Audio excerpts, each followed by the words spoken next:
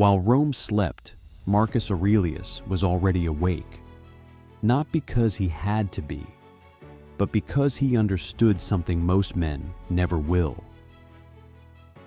The hours before sunrise belong to those who rule themselves.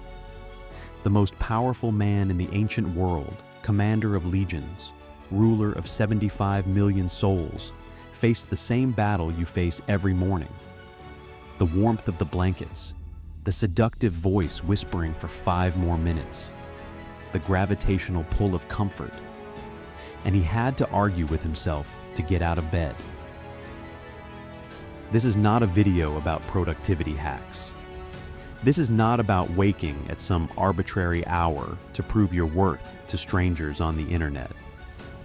This is about the first battle of every day and what winning it reveals about the man you are becoming.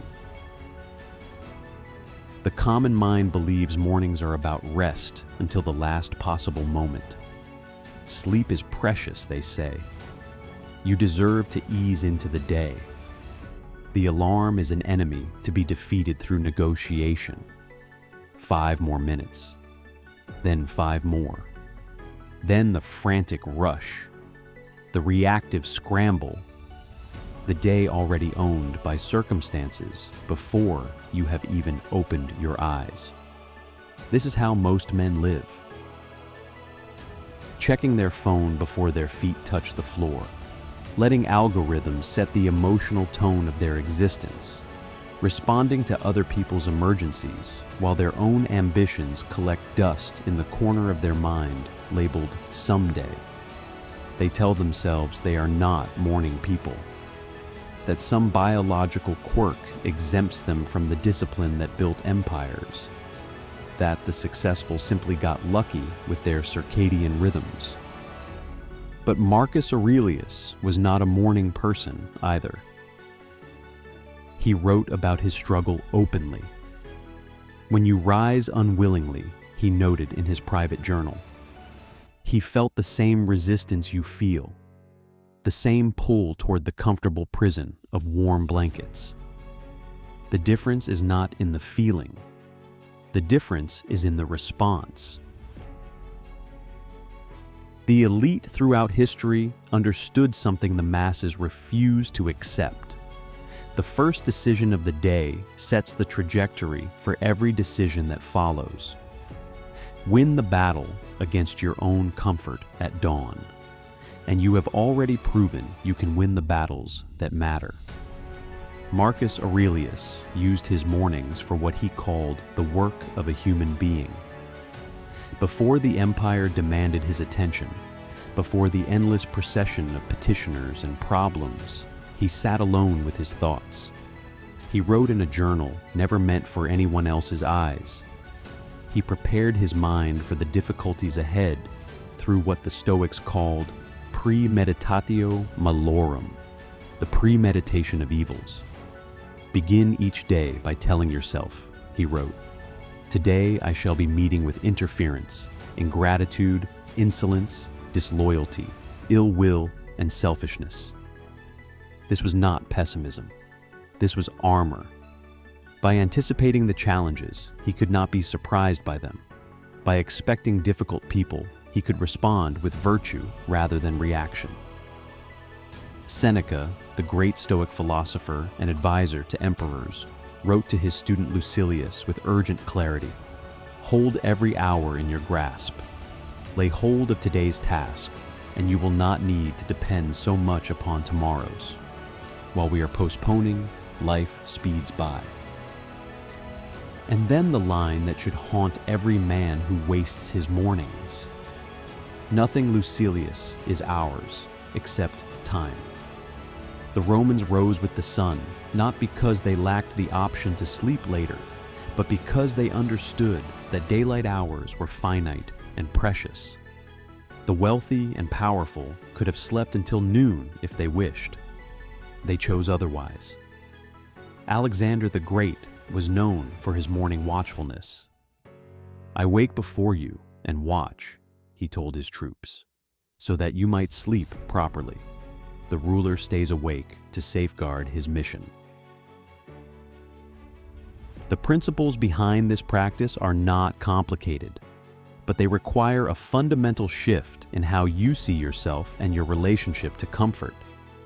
The first principle is what Marcus called the argument against pleasure. When the voice in your head says staying in bed is more pleasant, you must ask the deeper question. Were you born to please yourself? In fact, for feeling rather than action? The Stoics distinguished between pleasure and fulfillment. Staying in bed feels good. It does not make you good. You were not created to huddle under blankets. You were created to work, to contribute, to become. The second principle is the nature argument. Marcus observed that plants turn toward the sun. Birds rise at dawn. Ants and bees and spiders work together to fulfill their function in the universe. And art thou unwilling to do the work of a human being? Everything in existence fulfills its purpose. To resist yours is to stand against the natural order itself. The third principle cuts deepest.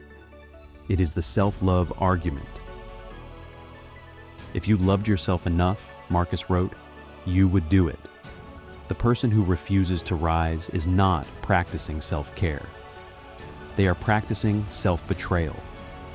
True love for yourself means becoming who you are capable of being, not protecting yourself from temporary discomfort. Every time you break a promise to yourself, you erode self-trust.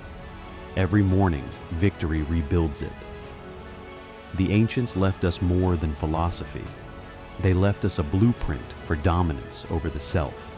Subscribe to Inner Imperium to uncover what they knew. Modern neuroscience has confirmed what the Stoics intuited 2,000 years ago. Your prefrontal cortex, the brain's executive center for decision-making, focus, and willpower, is strongest in the first 2 to 3 hours after waking.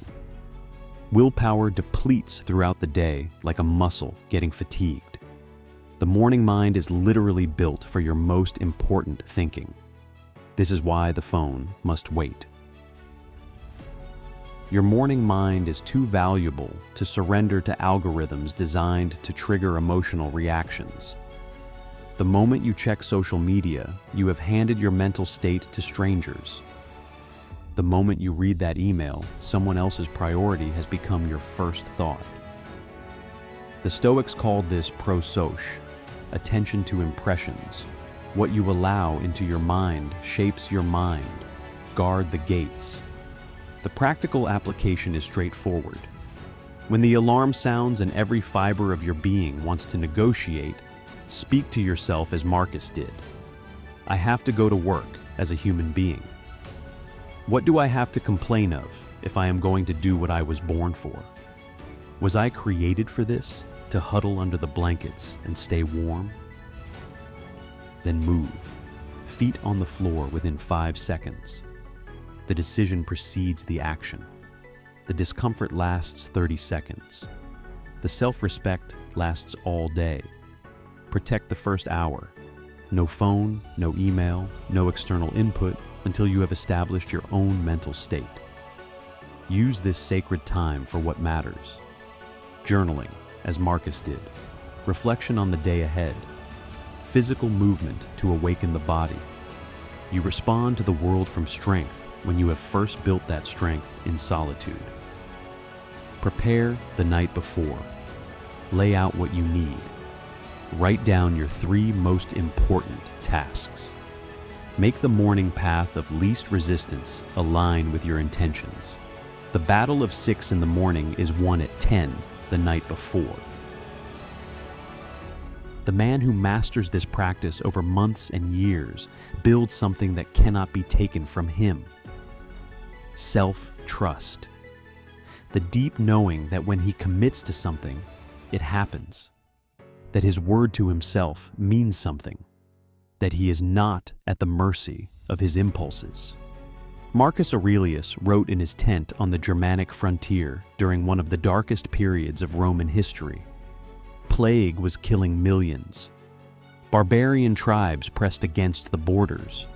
His most trusted general had betrayed him. And yet, in those pre-dawn hours, by the light of a single oil lamp, he produced words that would outlast his empire by 2,000 years.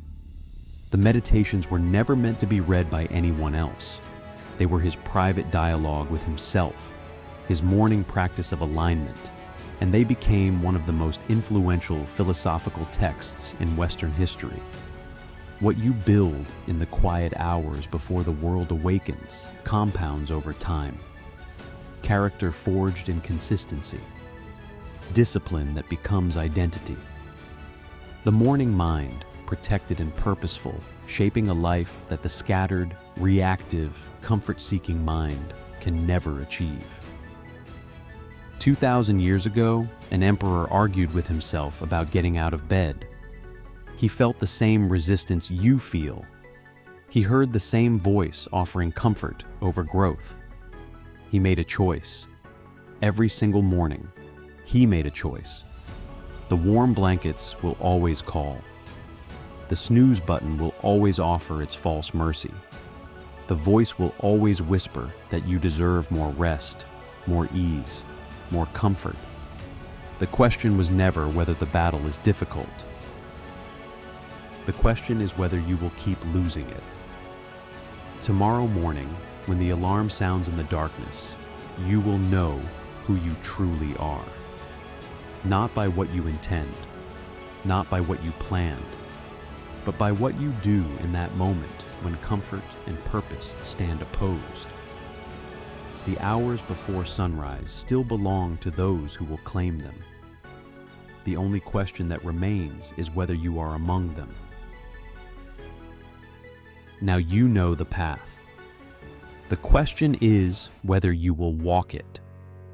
Subscribe to Inner Imperium for more strategies of mental dominance. Leave your reflection in the comments. What have you been postponing until tomorrow that would already be done if you had claimed your mornings?